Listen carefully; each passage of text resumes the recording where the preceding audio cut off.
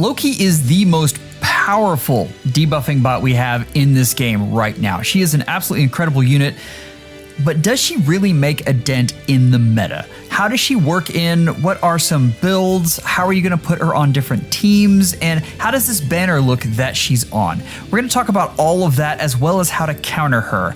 Let's get started though. So let's hit what this weapon looks like. And this is Supreme Thoque. You have Canto, Slaying, which is very, very critical for healers right now. I never thought I'd say that. Wrathful Staff, Pulse Up Blades, which is an excellent skill and has been on Thor for a while. You have Attack Res plus X. You're going to start to see a theme here where you depend a lot on res.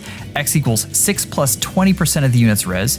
You have a guaranteed follow-up, and you have true damage equals 20% of the res. So you want to stack res on this unit a lot. This unit is going to hit hard, but they don't have piercing. Keep that in mind. That is something that is absolutely critical in units right now. As far as Define Deceit, this is really where all the headlines are coming in. Now, if foe has a penalty, you get attack res plus 5. If your res plus 5 is greater than foe's res, you inflict gravity in cardinal directions. In 3 rows and 3 columns, you get ploy and exposure on top of that. That is excellent right there. This is something that's been nice in this configuration, which is kind of a throwback to her original form. This makes for a very nice debuff bot. You add in Dazzling Discord, which is a new B skill, and you also get Discord on there along with a res check. But that is a lot of stuff. And again, you want to stack res. This last piece here is what has everyone kind of up in arms though. This is if foe is within 3 rows and 3 columns and has 3 or greater bonuses, they get wiped out. No bonuses at all. When I originally looked at this, I thought this was a bit more powerful than I do now. That is not to say it's not powerful, but we're going to talk about some different configurations with that. I want to talk about the banner first. Now, looking at this, clearly colorless is best. The issue is we just got whale ordeals and we have Loki sitting here. They want to +1 this unit, right? So that you can be able to get this 600 flyer flowers, and it's going to be more expensive than any other color in order to do that. That is not a fun place to be. So I would probably encourage you, if you want to get this unit, I would grab one and possibly grab one later. Flyer flowers, I don't know, are valuable enough for you to get a +1 on this unit, and really you don't want a +10. This unit doesn't score enough in arena for you to do that, unless this is your favorite, and then absolutely go there for and conquer. Guinevere is not the greatest share, but you can make it work. She does have nice fodder. As far as the other colors though, we kind of go from mediocre to worse. I do like blue. Veil and Nerthuz together kind of give you that combination of an Astra and a light mythic, so I definitely have them up next. As far as red goes, Nana is still good, but she is definitely falling off. And then we have Yuri, who I am a fan of, but is not exactly lighting the meta on fire right now. Green is your bargain bin units that are probably going to get remixes and refines in the next year. I would hold off on them until after you see what they get. So my first impression of this was definitely Cavline all the way. As I dug into that, particularly looking at the 3 rows and 3 columns, well, you can see how this works, and this is a pretty standard cav line right now, and there's just not enough space that you're covering. It's going to be very easy to work around that. One of the most popular ways to tank cav lines is to sit on the left and have all of the units beat against you as you have a nice little corner to hide in. But if you move Loki over, then you have space open on the right. So you can see how that can be a bit problematic and is going to be difficult to work around. It's not to say you can't do that, and that's not to say she doesn't have value there. She does have an attack buff as a mythic, so that's nice. That's great for the rest of the team. It's just not going to be something that you build your entire cav line around. We have too many threats right now to do 2 Lokis and to try to go that way.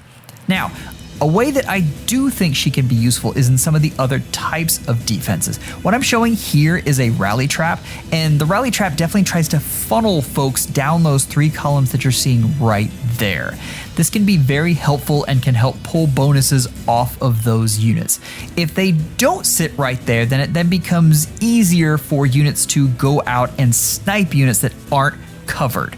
So that is a way you can do this, and you can kind of see how that would work. The other configuration that I'm not showing is a Catria ball. Now, the traditional Catria ball, you know, the one with Catria, it's lost value a lot because Lumera is in light season, and a lot of people have her. This isn't a deal where we just had Heather and a few people had that skill to give out to folks. Ruse 4 is now very, very common.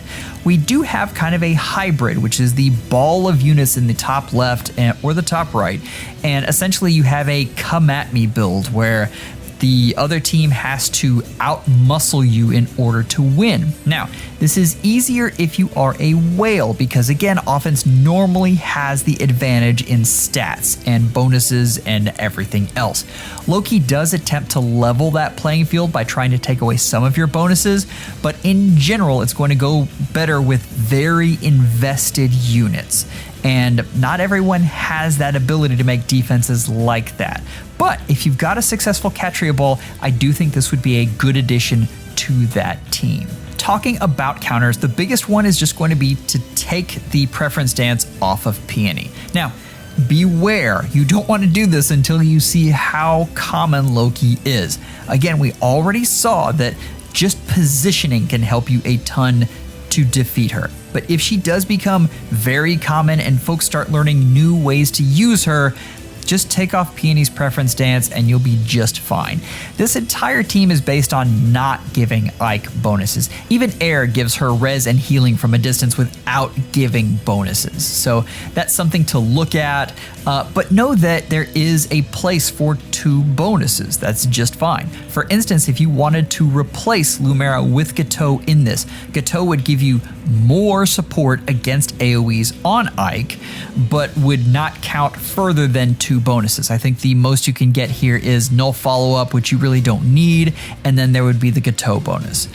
So if you're using another tank, it's going to be a little more difficult because they do like their bonuses more than Ike. Ike is just a god amongst Omni tanks right now. But that doesn't mean you can't do it. You just have to prioritize, or you have to position properly. Remember, good gameplay always trumps strong units. Looking at the builds, just looking at defense in general, Magic Shield is going to be very, very important. Let me just say that, like every build, that is her perfect assist right there. Magic Shield Plus is amazing, gives you that extra action, it's phenomenal. On defense in particular though, you might not want to have Supreme Thoque, and the reason is Kanto is very hard to work on and can be exploited by a knowledgeable player. So it's something that you may not want to have just at the ready. As far as the other stuff, there's not a whole lot of build flexibility in this unit because of the preference C skill, and that's kind of the place where flyers like to give out things like Soaring Guidance or Speed Res Crux or something like that. Even the hold skills or the Rain Snap skills are excellent. You have that spot taken by Divine Deceit, and you're probably going to want Stillwater 7 no matter what. Now, the difference between the defense and the summoner duels, the biggest thing is the summoner support that you're going to be able to put on. I do have a max invest here for summoner duels in regards to merges and flowers, just so you guys can look at the difference in the stats.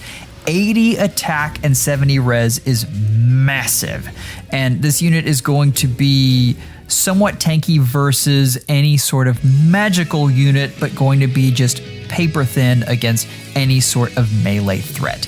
The grab bag itself has some miscellaneous things that you might want to be able to put on this unit. She already has Return Plus. Rescue Plus in some situations does help you out, particularly in Summoner duels. Fire Flood Boost is okay, and if you want an attack build for this unit, that's something that you can do, and the extra guard along with the extra stats is nice. I still think Stillwater 4 is mostly what you're going to be putting on. Light's Restraint gives you guard, whereas Glitter of Light gives you flash, so depending on what you're looking for, you can look for those 2 different things. Dazzling Shift versus Dazzling Discord is interesting. I generally like the Dazzling Discord better on this unit, but Dazzling Shift does offer you that orders bonus, and depending on what you have on your team, that could be something that comes in very handy. Looking at the Dark rankings, I still have her as tier 0 and she is uncontested there, but as Phoenix Master 1 said, that bar isn't that high. So this is a very good unit. I like this unit, but it's not going to be a Freyr type unit. And keep in mind, that's not necessarily a bad thing. We don't really want units that just absolutely knock the doors off every time. This is a good creative unit. Stop panicking about your Omni tanks. I think they're going to be just fine, but there are going to be some fun tools you're able to use with this unit. So defense gets some more tools. I still think Omni tanks are very strong, and offense still has the edge there. So have no fear, Aether Raids community. Things are not busted like they are with Freyr. Support heroes is where we get interesting, and I struggled with where to put this unit. Right now, I've got her in tier 1, and I think that's about where she sits. She doesn't really change every game mode like Robin or Camilla does. Those two units really absolutely just shape the meta in their image right now, with piercing and then Robin with everything. Robin is amazing and is easily my favorite support unit right now. That's not to say tier 1 is bad though. Sather is one of my very favorite units. I wish I had this unit highly merged. I have seen this unit everywhere and making a difference there. But the fact that you can use this unit in every mode is the reason that they are above Loki. Loki obviously can't be used on Aether Raid's offense, except if you're in Chaos Season. But still, I generally try to rank units higher if you can use them everywhere. I think the effect on the meta is similar to with both of those. So is this unit a must pull? That's really only if you are a Summoner Duels nut or a defense nut. Then I do think you want one of these units, absolutely. If that isn't you, honestly, I think this unit's a skip, and you can do that without having to look back at all. So keep that in mind. A lot of units right now, it depends on your priorities. Anyway, if you want to see what I said about the Fae channel and all the crazy stuff that's going on, I'm going to leave a link here. Members, thank you so much. We had an absolute blast doing Jackbox games a couple nights ago. You guys are amazing. Take care and schedule an appointment with your Faehologist real soon.